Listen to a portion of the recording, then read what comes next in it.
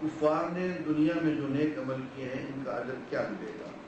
مثلاً mother Teresa وغیرہ، اور ایک مسلمان جو عمر بھر دوسروں کو ستاتا رہا اور قتل کرتا رہا، کیا جنتی ہے؟ اور کیا اہل کتاب اپنے دین پر قائم رہ کر جنت میں جائیں گے یا انہیں اسلام اور آقا محمد صلی اللہ علیہ وسلم کی غلامی اپنانی پڑے گی؟ بہت اچھا اور بہت مشکل سوال۔ دیکھیے، ایک تو ہے اصولی بات۔ اصولی بات یہ ہے کہ اسلام میں داخل ہوئے بغیر، آقا نامدار محمد رسول اللہ صلی اللہ علیہ وسلم کی رسالت اور نبوت پہ ایمان لائے بغیر کسی شخص کے لیے نجات نہیں ہے۔ یہ ہے اصولی بات۔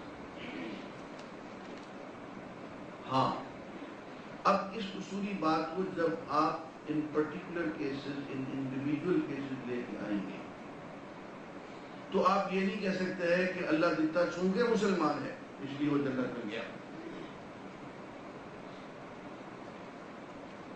اور جواہر لال نہرو چونکہ ہندو ہے اس لیے وہ جہنم میں گیا، مدر ٹریسا چونکہ عیسائی ہے اس لیے وہ جہنم میں گئی۔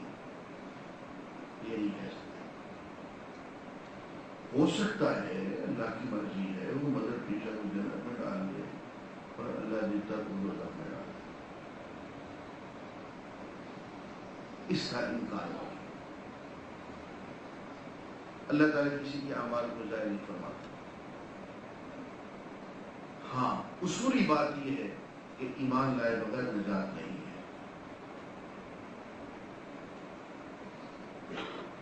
اب اگر ایسا ہو جائے کہ اسلام کا دعویٰ کر کے ہم کفار سے بھی بدتر ہو جائیں تو آخرت کا تو پتہ نہیں، اللہ تعالیٰ اسی دنیا میں شریک کر دے جیسے کہ ہو رہے ہیں۔